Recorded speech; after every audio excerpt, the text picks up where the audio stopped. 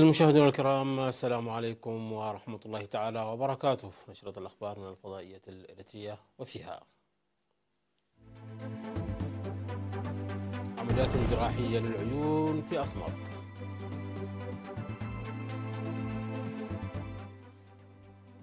تطوير لمؤسسات الخدمات الاجتماعية في أرعتا،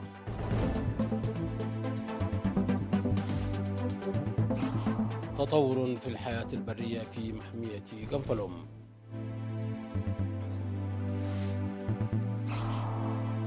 مجلس الأمن يفشل في تبني مشروع قرار يدعو إلى وقف إطلاق النار في غزة، غرق قارب يودي بحياة العشرات في جمهورية الكونغو، وافتتاح مفاوضات السلام مع القوات المسلحة الثورية في كولومبيا. أهلا بكم مشاهدينا. أجريت في مديرية أسماط العمليات الجراحية المجانية لعلاج زرقة العين 135 مواطن، وأجريت العمليات الجراحية للمواطنين بما فيهم طفلين في الفترة من 7 وحتى 13 من أكتوبر في بلدة أسندا. وأوضح مسؤول طب العيون في مستشفى كرن السيد كحساسيو أن هذه العمليات الجراحية تعتبر الأولى من نوعها خارج مستشفى كرن. وذكر مسؤول المركز الصحي في أسماط الممرض هاشم جمع أن المرضى كانوا يعانون في الذهاب لتلقي العلاج في مستشفى كرن، مشيدا بمبادرة أطباء مستشفى كرن. وأشار مسؤول قسم الوقاية من الأمراض غير المعدية ومكافحتها بوزارة الصحة في إقليم عنسة والسيد ميكيل تخلاي إلى تنفيذ البرنامج في 8 إدارات ضواحي لتحديد ومكافحة الأمراض المسببة للعمى بشكل عام وزرقة العين بشكل خاص. وقال إن زرقة العين هي السبب الرئيسي للعمى، خاصة بين المواطنين الذين تزيد أعمارهم عن 50 عاما. وقد وجدت الدراسة التي أجريت على مستوى البلاد عام 2018 أن زرقة العين تشكل 2.4% من مسببات العمى.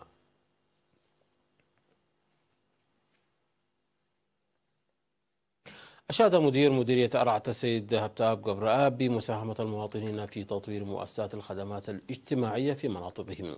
وذكر أن المواطنين يسيرون حياة مستقرة نتيجة السياسة الحكومية التي تمنح الريف النائي الأولوية وإحلال العدالة الاجتماعية بإرساء مؤسسات الصحة والتعليم والمياه.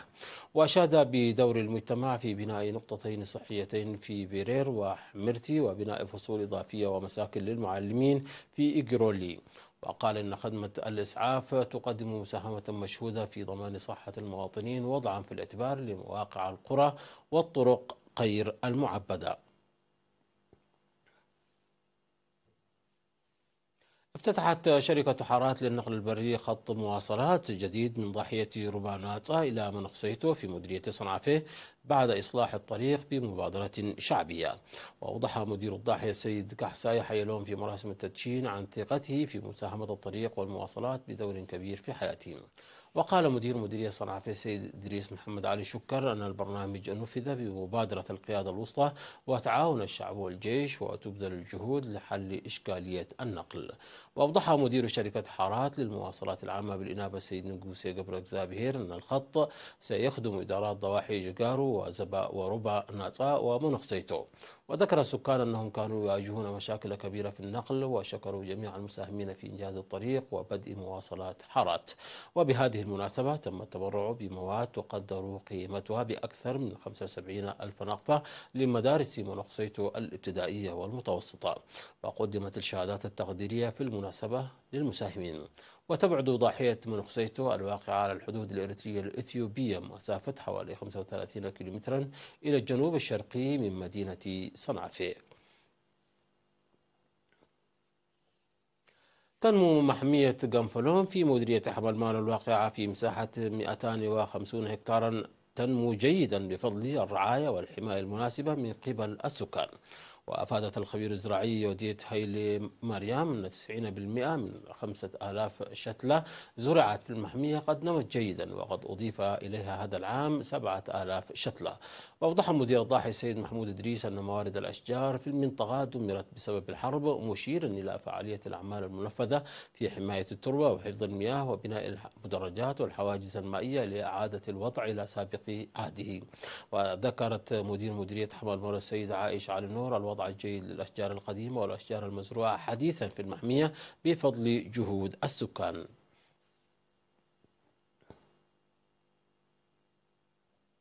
تبرع أعضاء إدارة هيئة القيادة الغربية وأفراد قوات الدفاع في مدينة بارونتو ب 140 كيس دم لتنمية محتوى بنك الدم. وأوضح مسؤول جمعية المتبرعين الطوعيين بالدم في إقليم نقاش بركة السيد قبر مسقل مبايه أنهم ينشطون في أوساط طلاب المدارس الثانوية ومدرسة وارساي كارو في ساوا وعمال المؤسسات الحكومية وأعضاء قوات الدفاع ومؤسسة القلال والمواشي وقطاعات المجتمع الأخرى لتلبية احتياجات المستشفيات. ودعا الرجال للتبرع بالدم 4 مرات في العام والنساء 3 مرات.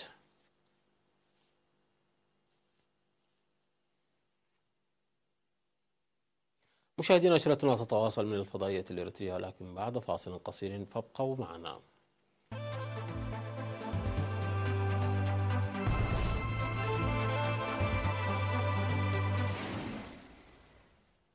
أهلا بكم مجددا. فشل مشروع قرار صاغته روسيا في مجلس الأمن الدولي يدعو إلى وقف إطلاق النار لدواع إنسانية في الحرب بين إسرائيل وحركة حماس في غزة، فشل في الحصول على الحد الأدنى من الأصوات المطلوبة. وحصل مشروع القرار على 5 أصوات مؤيدة و4 معارضة، فيما امتنع 6 أعضاء عن التصويت. واقترحت روسيا مسودة النص، والتي دعت أيضا إلى إطلاق سراح الرهائن وإيصال المساعدات الإنسانية والإجلاء الآمن للمدنيين المحتاجين.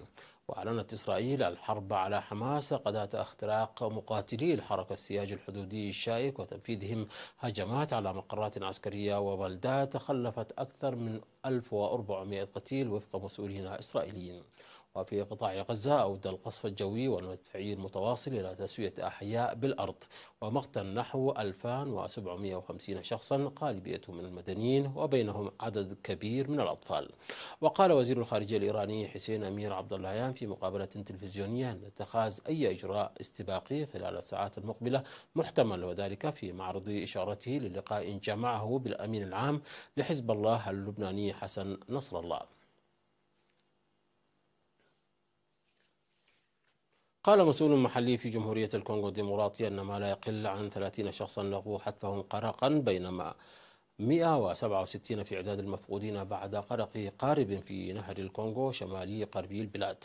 وذكر وزير الصحة في الإقليم الاستوائي ديديه مبولا أنه تم إنقاذ 189 شخصا، وأن البحث ما زال جاريا عن مفقودين. وتتكرر حوادث القوارب المميتة في المياه الكونغولية، حيث يتم تحميل السفن في كثير من الأحيان بما يتجاوز طاقتها. وذكر مبولا أن القارب محلي الصنع الذي غرق بالقرب من بلدة ماماداكا كان يحمل أكثر من قدرته الاستيعابية، إذ كان على متنه 300 شخص وكان يبحر ليلا.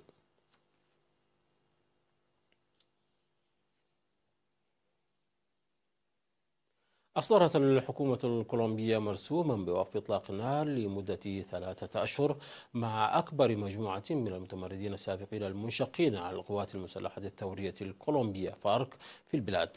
وبدأت محادثات سلام رسمية مع المنظمة لإنهاء دورها في صراع داخلي مسلح مستمر منذ 6 عقود تقريبا. وأعلن دانييلو روغيدا المفوض السامي للسلام في الحكومة بدء المناقشات في تيبو شمالي شرقي البلاد بين حكومة الرئيس غوستاف بيترو ومجموعة من المتمردين السابقين المنشقين عن القوات المسلحة الثورية الكولومبية. وكان من المقرر أن تبدأ المحادثات سابقا، لكنها تأجلت لمدة أسبوع، وتهدف المفاوضات إلى تسريح 3500 متمرد ووضع نهاية نهائية لتمردهم المسلح. ومع الانطلاقة الرسمية لهذه المفاوضات بدأ أيضا وقف إطلاق النار الثنائي لمدة 3 أشهر بموجب مرسوم صادر عن وزارة الدفاع، وسينتهي في 15 من يناير القادم ما لم يتم تجديده. سجلها مرفأ ماناوس النهري، والتي تعد المدينة الأكثر اكتظاظا بالسكان في غابات الأمازون المطيرة في البرازيل، سجل أدنى مستوى للمياه منذ أكثر من قرن وسط جفاف ترك القوارب عالقة على نهر الأمازون وقطع إمدادات الغذاء والمياه عن القرى. وسجل مستوى المياه ما يعد أدنى مستوى منذ بدء الرصد في عام 1902، كما أن معدل هطول الأمطار تراجع إلى أدنى المستويات المسجلة منذ عام 1980. وتأثير نمط طقس النينو من المرجح أن يكون الذي يؤدي إلى ارتفاع درجات الحرارة في سطح البحر، وهو المسؤول عن الجفاف الشديد هذا العام وفقا لرويترز، وقد أثر في نحو 400 ألف شخص وقتل أكثر من 100 دولفين نهرية مهددة بالانقراض.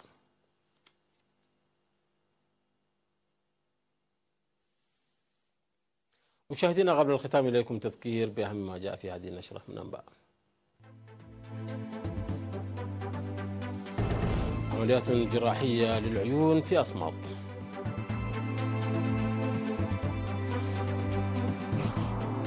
تطوير لمؤسسات الخدمات الاجتماعية في أرعتا. وتطور في الحياة البرية في محمية غنفلوم.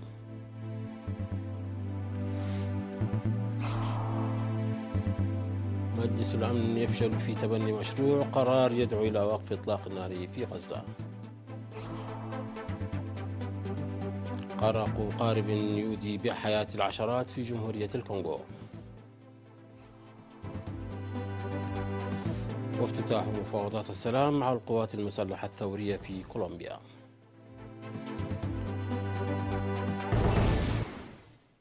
مشاهدينا، انتهت النشرة. شكرا على حسن المتابعة. تحية لكم أينما كنتم. اللقاء.